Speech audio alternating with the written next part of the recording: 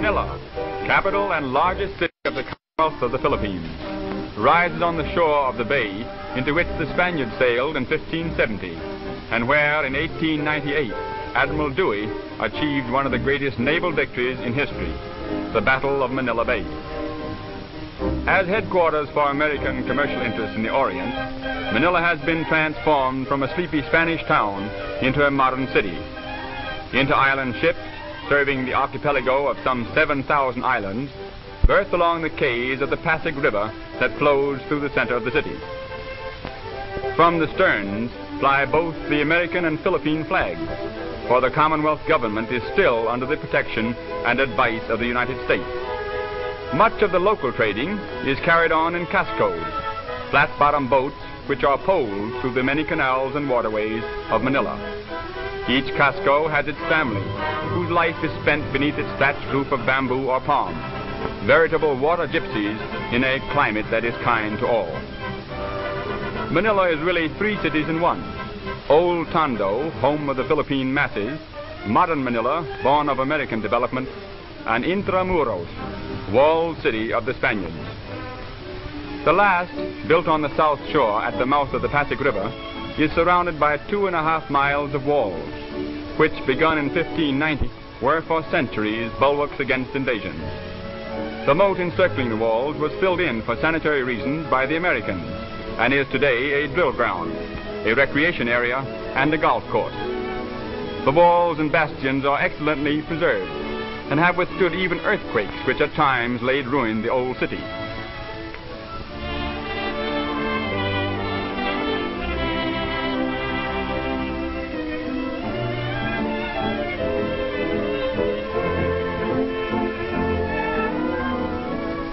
In the bastion of the Royal Gate is Manila's famous aquarium. The Parian Gate is the most notable of the city's 5, which until 1852 were all closed at night. Within the walls, little has changed since the days of Spanish rule. The main shopping street, Calle, chiefly catering to tourists, presents a picture of busy activity and colorful traffic. The projecting balconies and grilled windows are reminders of old Spain.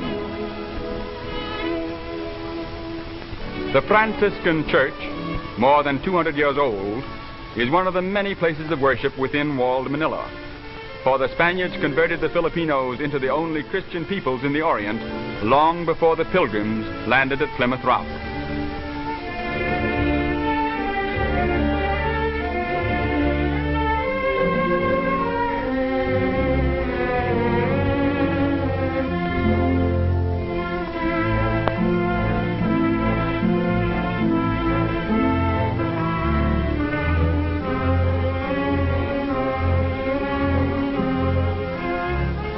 A bodice with huge sleeves of cloth made from pineapple plants and a long skirt, the train of which is tucked into the front of the belt, is the typical dress of Filipino women.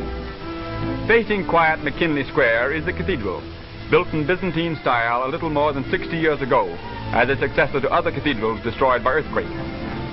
On the north shore of the Pasig River is Tondo, the oldest and most densely populated quarter. Here the masses live, and here also is the modern business area of the city.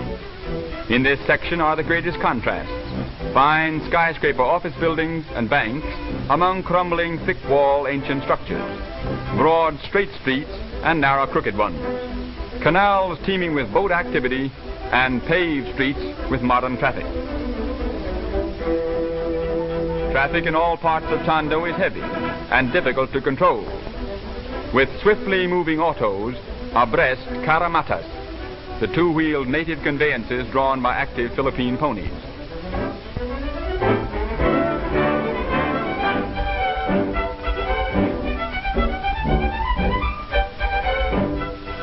The oldest and still the main business street of Manila is the famed Escolta, a congested narrow thoroughfare 5 blocks long, which parallels the river between Plaza Moraga and Plaza Goiti. On it face most of the fine shops and department stores of the city.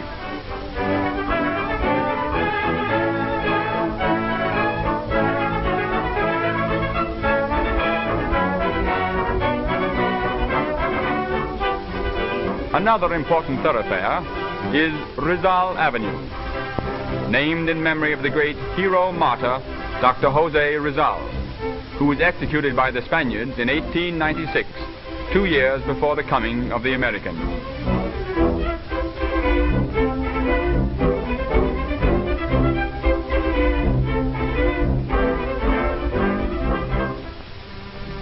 There are many arcaded sidewalks in Manila, for although sunstroke is unknown, it is more pleasant and cooler to keep in the shade during the heat of the day.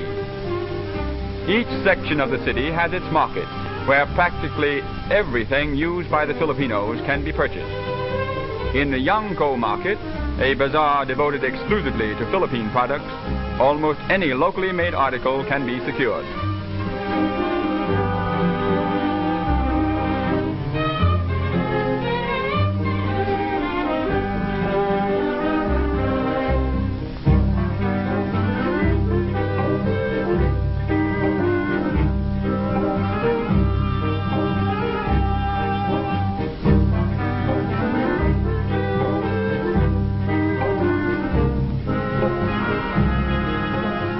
The two-wheeled carromata and carretela are the principal conveyances of the Filipinos.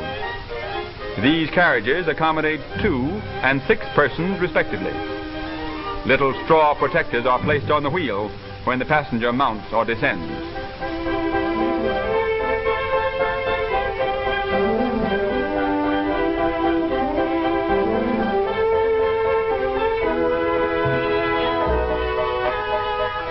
The Philippine beast of burden is the carabao. There are more than 2.25 million of these patient, hard-working animals in the island, and their slow pace is appreciated by their easygoing masters. In addition to modern motor transportation, the horse-drawn bus still holds an important place.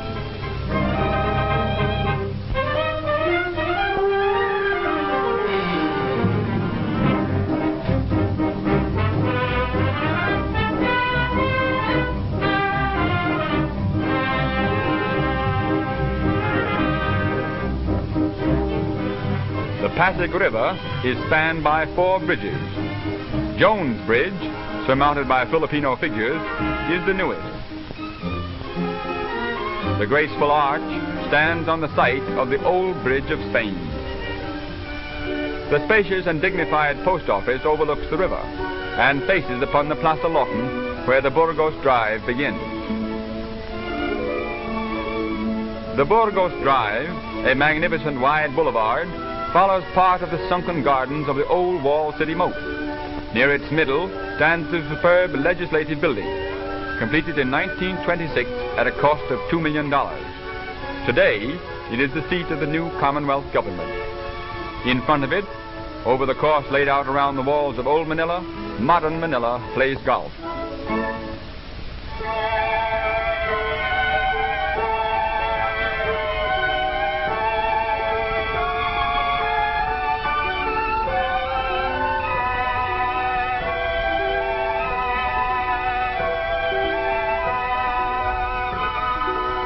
A residential section where many beautiful homes and the best hotels are situated is Ermita. The famous Manila Hotel overlooking the bay is one of the finest air-conditioned hotels in the tropics. In Ermita are also the buildings of the University of the Philippines, a government institution which embraces wide fields of learning and offers excellent educational opportunities to all. Contrasting greatly with the narrow, irregular dirt streets of Spain's Manila are the wide, well-paved avenues and boulevards of the American city. Great shade trees overarch many of the avenues, and palms or colorful flowering trees line other arteries.